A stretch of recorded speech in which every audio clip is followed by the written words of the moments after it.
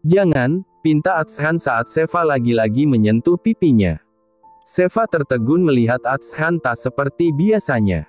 Abang, makek. Atshan terkejut. Lalu menggelengkan kepalanya. Masih berpikir kalau ia memang seperti orang yang mabuk. Tapi ia tak meminum apapun selain yang diberikan Alea di rumahnya. Alea pasti mencampur sesuatu di minuman tadi. Monolognya dalam hati masih mencari jawaban kenapa Alea melakukannya. Atshan mengipasi wajahnya dengan menarik kerah kaos yang dipakai lalu dikibaskan. Cuaca villa selalu dingin. Bahkan Seva memakai sweater rajut tebal. Namun, Atshan justru kepanasan. Seva mendekat karena khawatir melihat suaminya. Atshan menoleh pada Seva yang masih duduk di atas ranjangnya. Netra keduanya saling memaku. Pandangan Atshan turun ke bibir tipis Seva. Berkali-kali Atshan mengerjapkan mata dan menggigit bibirnya sendiri. Seperti kecemasan yang minta dituntaskan akan rasa penasaran itu. Tapi selalu ia tahan. Abang, kenapa? Seva mematung kala bibirnya disentuh tipis Atshan. Hanya sedetik karena Atshan langsung menarik lagi. Maaf, ucap Atshan singkat.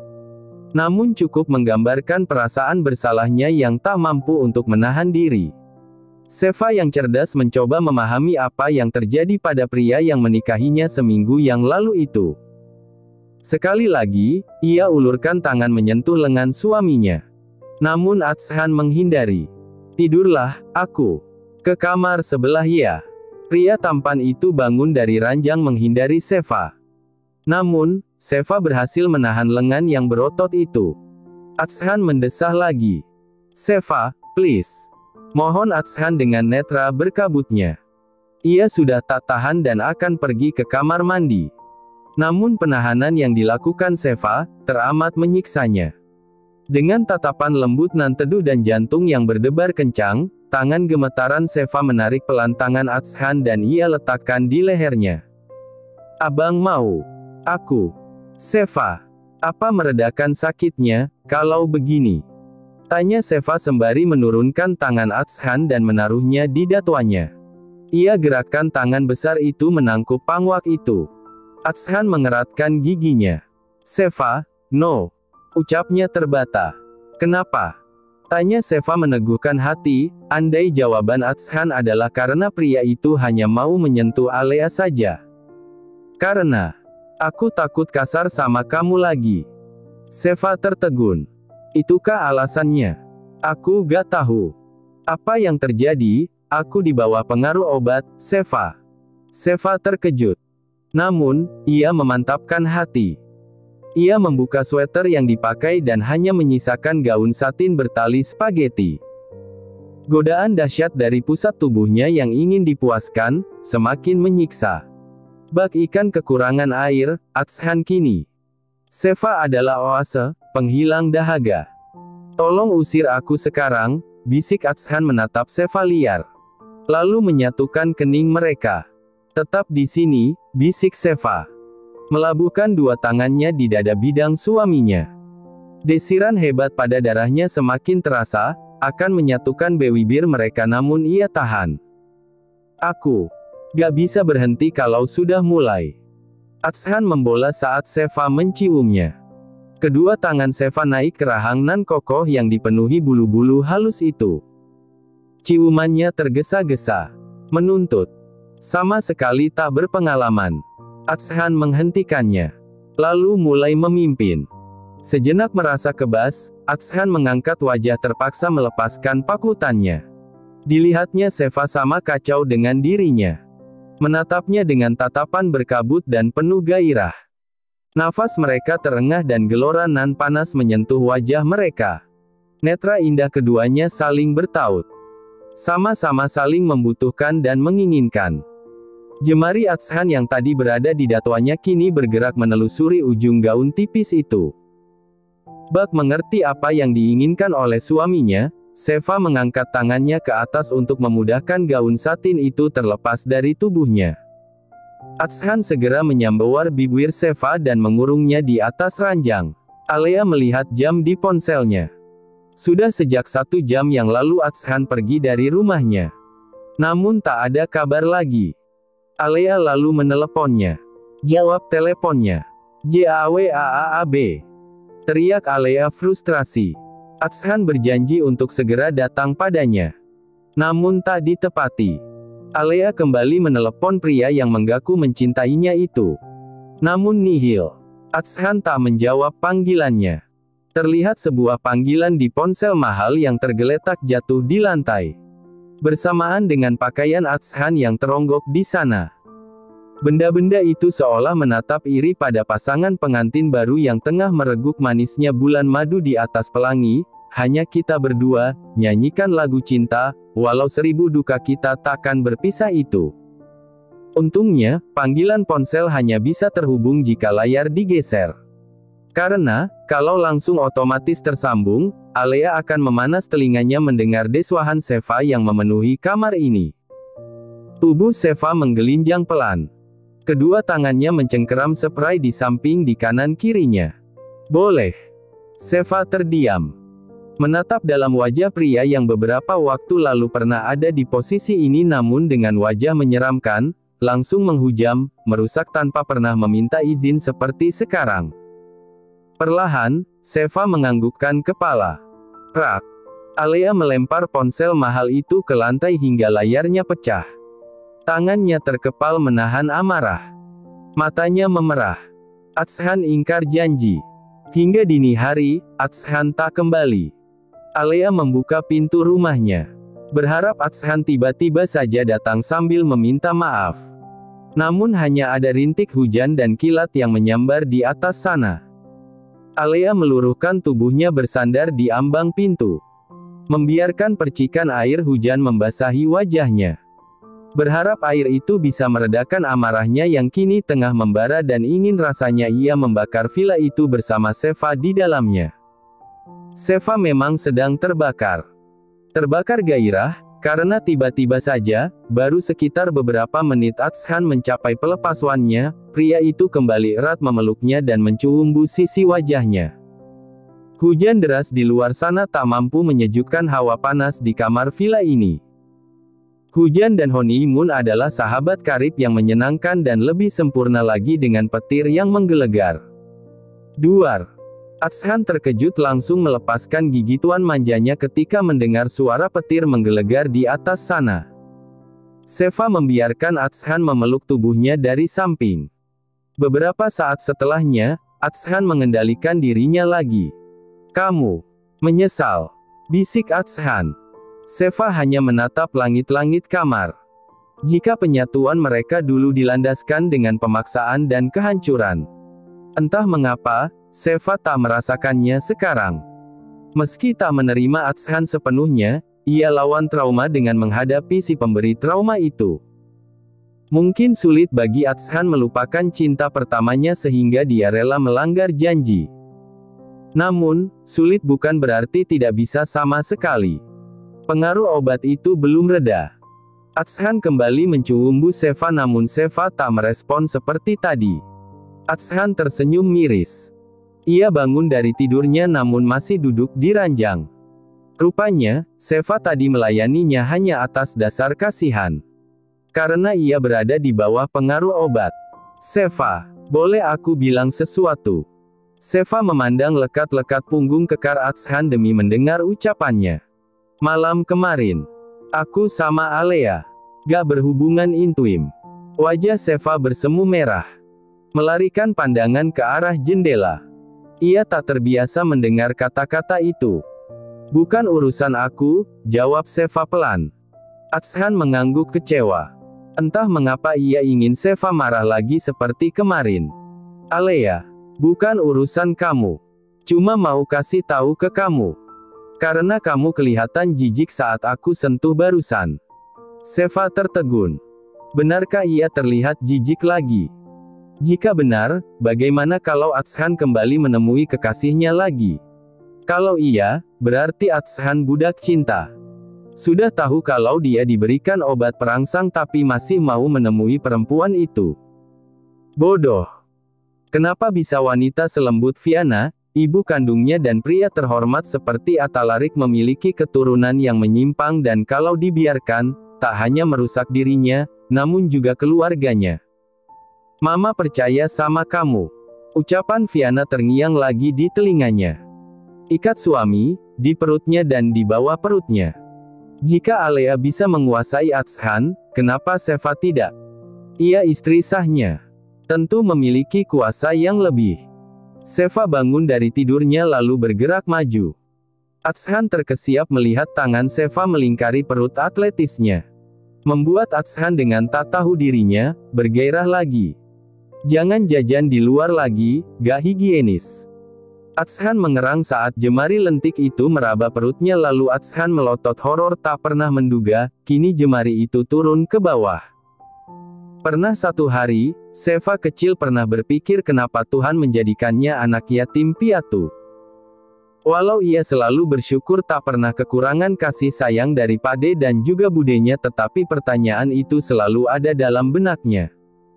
Saking penasarannya Seva kecil bertanya pada sang bude dan budenya berkata, "Rahasia Tuhan gak ada yang tahu.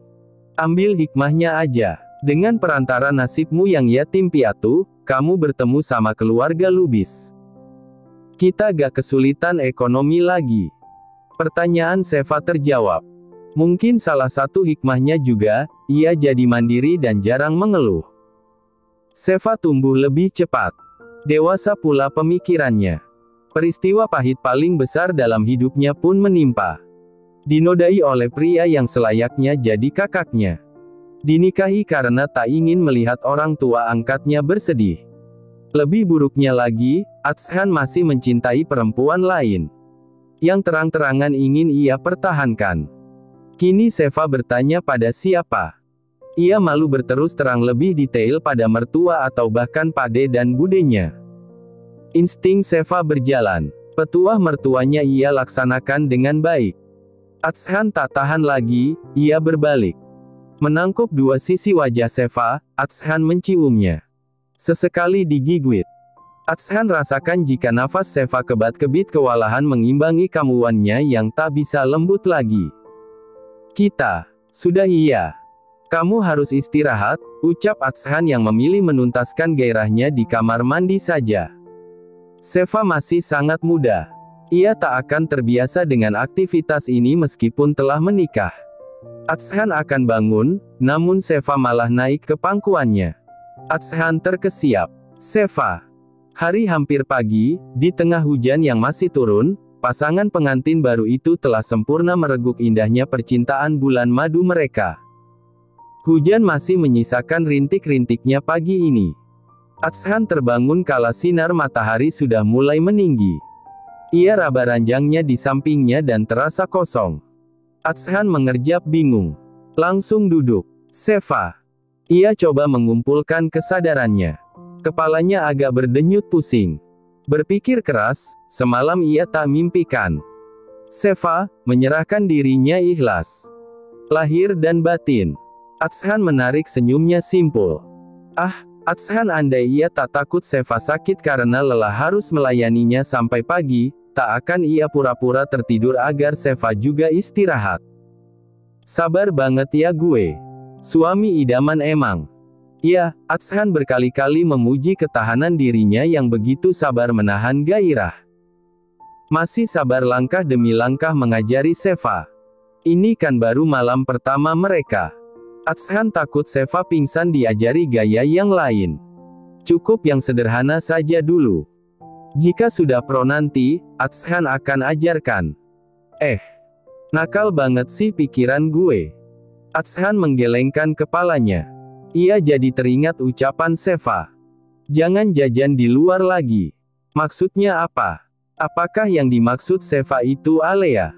Apakah Seva mendeklarasikan dirinya untuk ada di tengah hubungannya dengan Alea? Mengingat Alea, setitik di hati Atshan menjadi teringat pada kekasihnya selama 3 tahun itu, kenapa Alea ngasih obat ke gue? Apa alasannya? Monolog di hati Atshan terhenti kala mencium aroma masakan yang menggoda indera penciumannya dari arah luar kamar. Atshan lalu turun dari ranjang. Dilihatnya, Seorang wanita cantik yang barusan ia pikirkan, tengah memasak di dapur mini yang disediakan pemilik villa ini. Atshan tersenyum. Ia gigit bibir bawahnya saat mendengar Seva bersenandung kecil. Meski hanya gumaman tanpa syair lagu, namun nampaknya Seva sangat bahagia. Terlihat dari pinggulnya yang bergoyang ke sana kemari. Seva terkesiap saat Atshan melingkari perutnya. Lalu badan besar itu memeluknya dari belakang. "Masak apa?" "Spaghetti." "Spaghetti?" tanya Atshan diceruk leher istrinya sambil melihat bagaimana tangannya terampil mengaduk saus bolognese itu di atas wajan. Saus instan yang hanya tinggal dipanaskan. "Karena gak ada soto, aku bikin yang ada aja.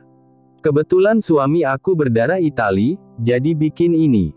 Atshan terkekeh. "Daun singkong direbus aja juga aku mau." "Masa?" "Yah, tapi suapin. Pakai ini suapinnya." Ucap Atshan menarik wajah Seva ke samping agar mudah mencium bibirnya. Lumayan lama mereka berpagutuan, sampai Seva ingat ia tengah memasak. "Hampir gosong," omel Seva. Yang dibalas kekehan Atshan. Seva sesekali bersenandung kembali mencoba abai akan risih si jangkung ini di belakangnya. Seva matikan kompornya. Spaghetti itu ia tata dengan cantik di atas piring lalu ia siram dengan saus bolognese parsley. "Jauhan pinta Seva." Dengan lincah Seva melenggang sambil membawa piring spagettinya. Atshan tertawa rendah. Merasa malu tak bisa menahan diri. Lihatlah cara berjalan Seva. Sungguh Atshan menyesal membuatnya seperti itu. Pasti, sangat tak nyaman. "Ada yang bisa dibantu?" Seva menoleh dari arah meja makan. "Tolong bawain gelas teh sama susunya."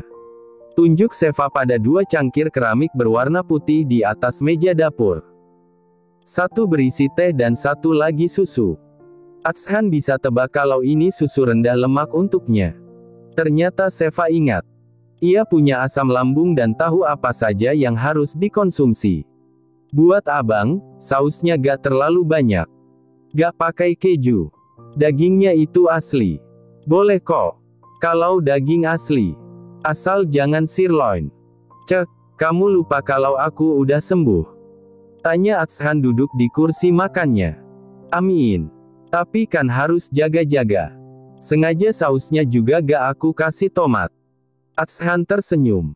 Seva benar-benar terlihat lebih dewasa dari usianya. Ia cantik dengan keanggunan dan entah kenapa semakin hari semakin seksi di matanya. Atshan meminum susu rendah lemak miliknya sambil memperhatikan Seva yang juga tengah minum dari cangkirnya. Setelah itu, Seva mulai sarapan. Hal yang diperhatikan Atshan. Sedikit sekali. Hanya di suapan kelima, sudah selesai. Ia minum lagi tehnya lalu beranjak dari sana. "Mau kemana?" tanya Atshan. "Mandi. Ikut." "Enggak, aku cuma mau cukuran. Spagettinya masih panas." Seva pun mengizinkan Atshan mengikuti dari belakangnya. Atshan terlebih dahulu sampai di kamar mandi. Berkaca di wastafel, Atshan menggunakan foam di wajahnya untuk cukuran. Ia gunakan cukuran dan memulai dari arah rahangnya. Saat itulah Seva datang dari kamar. Atshan yang terkejut karena Seva hanya menggunakan handuk yang diikat di dada sebatas paha, tak sengaja melukai pipinya. "Aduh, Bang. Kenapa?" tanya Seva menghampiri suaminya. Gak apa-apa. Ini berdarah." Seva mengambil cukuran dari tangan Atshan. "Hati-hati dong. Kok bisa gini? Sini aku aja yang bantu." Atshan terkekeh geli lalu menaikkan Seva hingga duduk di atas wastafel itu dan Atshan mengurung sisi kanan dan kiri tubuhnya. Ia tak bosan memperhatikan wajah cantik itu yang tengah serius mencukur jenggotnya. "Seva, makasih ya. Untuk malam tadi." Gerakan tangan Seva terhenti. Keduanya saling berpandangan dalam. "Aku tahu kamu melakukannya karena kasihan, tapi aku harap hubungan kita baik-baik aja." Atshan mendekatkan wajahnya, hingga foam itu mengenai pipi Seva. "Aku cuma kasih apa yang jadi hak abang. Kamu ikhlas?" "Ikhlas." Kenapa?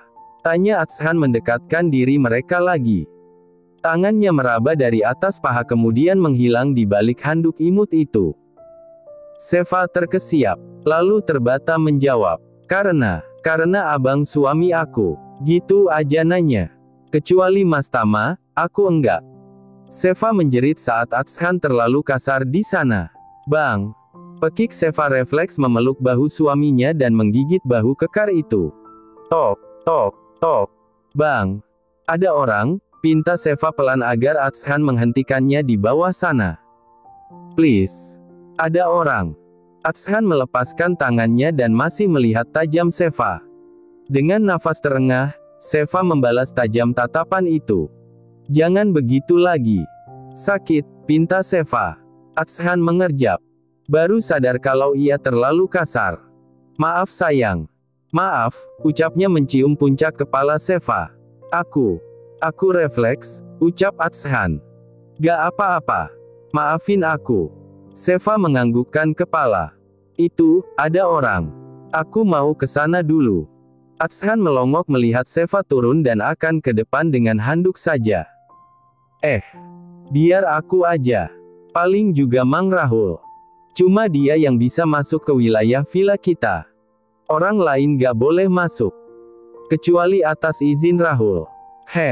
Ya udah, ujar Seva. Atshan tersenyum. Mengambil tisu dan mengelap foam di wajahnya. Lalu keluar dari kamar mandi. Tok, tok, tok. Ya, sebentar, ucap Atshan. Ia pun membukakan pintu ketika dekat dan alangkah terkejutnya Atshan ketika melihat orang yang berada di balik pintu. Atshan. Alea. Atshan terkejut. Bagaimana Alea bisa masuk ke wilayah ini? Apa dia juga menginap? Tapi mana mungkin. Terlihat wajah cantik itu sebab karena abis menangis. Alea menggigit pipi dalamnya menahan tangis. Aku nunggu kamu yang mau datang lagi ke rumah. Tapi kamu gak datang. Kenapa? Istrimu sakit ya? Melihat Atshan yang tak bicara, Alea pikir Atshan sedang merasa bersalah tanpa Alea tahu kalau Atshan sedang bertanya-tanya obat apa yang diberikan Alea padanya semalam. Baru Atshan akan bertanya, Alea sudah terlebih dahulu bicara. Kok aku jadi berpikiran buruk ya? Istrimu sakit, terus kamu nggak balik lagi ke aku? Dia baik-baik aja kan? Tanya Alea sambil menarik sudut bibirnya. Baik-baik aja. Cuma agak sedikit susah jalan. Alea dan Atshan terkejut karena tiba-tiba saja Seva datang.